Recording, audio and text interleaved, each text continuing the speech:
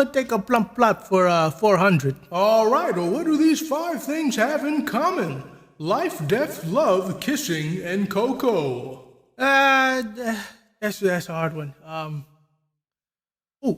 What is Scarface? Yeah, good guess, right? I am sorry, that is incorrect. You stupid, sorry, ugly little baby man. Wait, what I do? And we got a steal from Carmen. Your answer? What is Super Ball Girls? Yeah. That is correct! Oh my goodness! So, ladies and gentlemen, it has been an absolute toss-up of this idiot over here has lost all his points, absolutely all his points. He is a loser. He is coming home with absolutely nothing tonight. In fact, he has lost everything. I'm taking the keys to his house. I'm taking his wife, the possession of his kids, and giving it all to Carmen over here. You fantastic, handsome little man. I love you. I love you so much. It was one question. Two-time reigning champ at Peking in high school, Eita Ichiyoshi spends his days working at a chocolate factory but hates his boring, repetitive job. He's always finished last in everything, be it getting rejected by every girl he's ever confessed to or getting rejected by the college he wanted most and having to settle for the next best thing. At least went to college though, so maybe he might be able to get a good entry-level job at a corporate office somewhere. If you thought that, God bless your heart, and may the spirits of capitalism guide you down an effortless path. Not in this economy. Now he works for the white man. He works for Willy Wonka, the chocolate king himself. Only for an Senpai Arima feels the same way and wishes to change the course of his life by betting 2.4 million yen or 15 bands on horse racing. And I mean, yeah, make fun of him. We've all seen it before. Some poor side, puts all of his life savings into some gamble, hoping that he can make it big just to lose it all, times 3. At least he's not Ichiyoshi, because all this motherfucker cares about is just getting push. Just getting push. He just wants a woman. He wants a girlfriend. He just wants to get laid. His life is shit, and that is the only thing that he cares about. You fucking simp. You simp. Oh, look at that. It's time for our quarter annual Ichiyoshi psychoanalysis. He has an obsession with lips. He has a crush on Suzume Suzumoto from Raw and Dog Department. Or, oh, my bad. Research and Development Department. I didn't know like chocolate factories had that. That's fucking crazy. She's also got nice lips, so that's probably why he has such a crush on her. He's extremely sad and horny. He's a huge movie buff, but he's subconscious of it, and he wants to take control of his life and be a winner. In a twist of fate that absolutely no one at all saw coming, Arima blows his life savings and ends up 68 million yen or $430,000 in debt. And just like I would if I lost as much as 15 bucks, he loses his fucking shit. After Arima gets arrested for tearing up the chocolate factory and sued for damages, we cut to Ichiyoshi's part of his little corner of life, and a bouncy ball falls from the sky, in which he takes it home and he throws it at a box of chocolate. Now this is one defiant man we're talking about here, man. He's dangerous. He's unpredictable. We got to get this guy on Dr. Phil. Next thing you know, the ball is violently bouncing around the room, and then it explodes into a dumb, naked, thick-thighed, slutty-waisted, bountiful-bosomed young woman, i.e. a bad bitch. What do? They just make out, and then her back explodes into 3 more dumb, naked, thick-thighed, slutty-waisted, bountiful-bosomed bad bitches. And to think that Kanye West would lament that beautiful, big-titty, butt-naked women would never fall out the sky. Now, there's 4 naked, unassuming girls in this guy's bedroom, and they're all horny. Or not. And fighting over Ichiyoshi to get a kiss from him. Ichiyoshi calms everyone down, girls start living with him, and Ichiyoshi lives happily ever after with his brand new harem. Dum Dum realizes he's too broke to take care of 4 women whose collective brain power would still lose to a 4-year-old in a game of Connect 4. With absolutely no groceries in the fridge, Ichiyoshi decides to feed one of the girls some of the defective leftover chocolate that he gets from his job every day, and then her face starts fucking melting. Then another girl just grabs a knife and it cuts her fucking face off, and then it grows back. It is at this point that Ichiyoshi starts to actually lose his titty vision and finally starts to see reason and realizes that he's been hosting a species of genuine fucking aliens in his house. He then, however, snaps back into his simp modes and decides he's going to do his best to take care of these women. He still has no idea what he's doing, but he starts by giving his new girl crew names: Eliza, Cherry, Autumn, and Chris. He's still broke, but then he decides to spend the last of the savings on food for his harem, which is still better than horse racing. I believe it is now time for our tri-annual Super Ball Harem analysis. So what is it that makes these balls so super? Your mom asked me the same question. They are super dumb, they have super fast learning, they're super strong, they have super speed, they have super regeneration, they're super hot, they have a super allergy to chocolate, assumedly milk chocolate. They have a super urge to kiss Ichiyoshi, and we find later on that they're super susceptible to giving birth after kissing. They also have the super need to multiply. Ichiyoshi is forced to stupidly take the girls shopping with him eventually because they're just impossibly clingy, but the shopping trip goes horribly, obviously. But Cherry, who is for some reason super fast when it comes to learning and reasoning, manages to keep things from going all the way out the window. And then they bond, blase. They go home to eat, they're having a good time. But then Ichiyoshi even more stupidly sends Cherry, an alien woman, back outside in the middle of the night to grab something they missed. Obviously, Cherry gets the urge to kiss another man and then multiply. Cherry obviously gives birth to 3 more Super Ball hoes. Man turns fiendish and attempts to Koku her Cocoa Puffs because man, and then Cherry fucking mutilates him. Oh my god. Cherry then realizes her mistake and kills the first of the 3 Super Ball hoes that sprouted for her back before they can even materialize into a super hoe, whilst the second one rocks Cherry's shit and escapes. And the third one is like actually nice, so Cherry just hides her away and heads home to act like nothing ever happened. Unbeknownst to the fuckery that just took place, Ichiyoshi presents 4 rules for his super harem to abide by. Don't go outside when he's not with them. Don't kiss people. Don't kill people. Say please and thank you. Give Don some sugar. Ichiyoshi is feeling better these days. He's working harder. He's looking better. He's more confident talking to women. Even his crush, Suzumoto. His outlook on life is overall more positive. Now, I believe this is called the girlfriend effect. A familiar feeling I too once discovered. Hold that thought, now is the time to panic because this just in, 3 of his 4 super harem aliens have escaped out on the town, all getting into crazy ass trouble, leaving only Eliza, his main hoe, to stay at home to greet him when he gets off of work. Now this is where shit gets violent. Hey, remember Cherry's little mistake? Yeah, the mean one?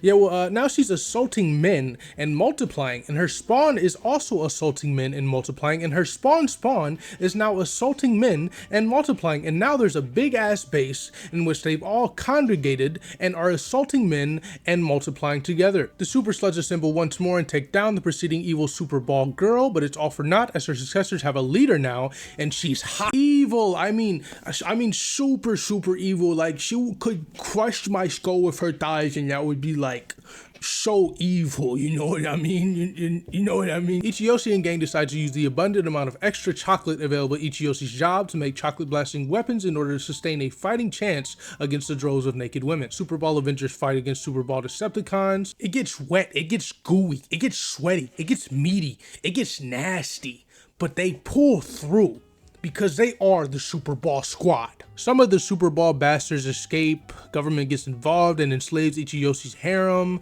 and that is where the first arc ends. Am I going to elaborate on what happens? No, but you should read it yourself, because it gets pretty crazy. Crazier than this, yes. There is shockingly little discussion or discourse around this insane ass manga, though I will say that reception by a majority consensus is mostly negative. And I will come out to say, without risk of taking a tomato or 2 to the face, that such a conclusion is brought about for a pretty good reason. But I will also say that some of the reasons I've seen haven't really been the right ones. I've seen people complain that this manga is nothing but fan service and gore bait simply for the purpose of shock value. I've seen people lament that this is just another trashy, Nettlerare infested plotline that just leads to disappointment, if nothing else.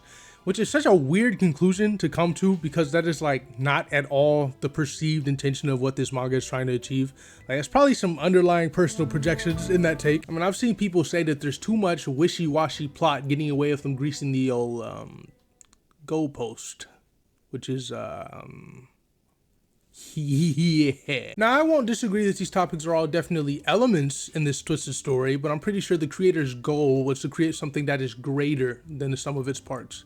Did they succeed in hitting that mark? Did that guy that fired a former president succeed on hitting his mark? Grazed it. You need to leave. Super Ball Girls was created by Muniuke Kaneshiro of Blue Lock fame and Akira Hiramoto, creator of Prison School, with the former responsible for the writing and the latter responsible for the illustration. I've seen discourse saying that Hiramoto, the artist, is better at writing than the writer Kaneshiro, and I can't really speak to this as I loved Prison School by Hiramoto, but I haven't read or watched any of Kaneshiro's works, and yes, that includes Blue Lock Sumi, but I can attest that he absolutely dropped the ball on this one. Alright, I'm done. The story I went over in this video was roughly the first 3 volumes in the first big arc in this serialization, and I'll probably say that the first volume of this manga, which is like the start leading up to Cherry kind of cheating on the MC and offing a guy, was like really good. I like the pacing. It gets some really funny and endearing moments to establish the personalities of all the characters. It boasted themes of young adults today suffering from early onset existential crisis from the increasing inconvenience of commodities and how success itself can become one, i.e. success can just be bought. A theme of a chronic loser's struggle to find purpose and free will, and as well as themes surrounding depression with fears of plateauing in life or hitting a dead end. Arima's stupid decision making clouded by desperation, which caused him to spend his life savings just to end up with $500,000 in debt, lose his shit, and then lose his job, was low-key funny, I gotta admit, but like, it was also dark, you know, or I guess cynical is a better word for it. That's ultimately the tone for this whole series, and I'll attest to that. It just drops off really quick after the fact and crashes into much stranger waters. I gotta say one thing though, the men in this manga absolutely suck. They're all sleeper agent fiends who immediately activate as soon as they come within the vicinity of a human that has anything other than a penis in between their legs. And honestly, I say that that's accurate. However, I know that things are simply that way in this manga in order to make Ichiyoshi look so much more like the white knight that he's truly destined to be. On top of that, one of the main plot points of the story is that the alien ball women just want to multiply until they've consumed like the entire world. But what I've failed to disclose is that the only way for them to multiply is to experience a kiss with a man that is excited and in heat. Meaning if they just randomly assault some dude, nothing will happen because he'll just be taken off guard and probably traumatized. So essentially, the ball girls have to provide a striptease as well as sexy courtmanship to successfully yield more ball babies.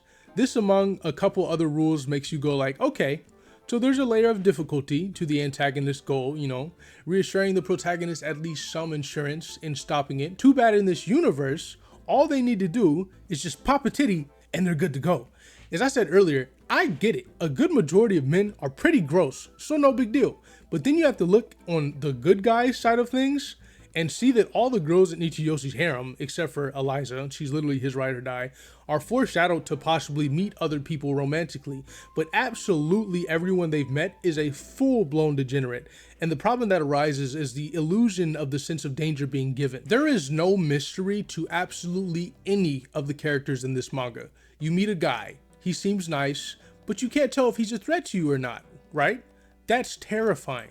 How does it work in this manga though? You meet a guy, he seems nice, he immediately starts staring at your chest, sweating and drooling. Avoid him! Avoid everyone! You see the problem here? The protagonist Ichiyoshi also sucks. He has no clear motive and seems genuinely confused as to whether he wants to be more of an independent thinker or if he just wants to be loved by the opposite sex. He's really dumb, which wouldn't be so bad if he wasn't supposed to be the smart character out of everyone else, and he's generally useless, though they do bring that up in the manga, so I guess points for self-awareness. There's also other wild inconsistencies with this whole chocolate weakness thing. When Ichiyoshi first throws that bouncy ball, which was to then become Eliza, into the box of chocolate, she comes out completely unscathed, or the fact that Eliza's face had to be cut off in order to stop the chocolate from killing her, which is quite literally the first time that rule was established, but all the other times following, any of the SPGs that got hit by chocolate were pretty much fine, so long as they weren't covered in it. And I think the elephant in the room is that this whole manga just feels like a degenerate playground for incels to romp around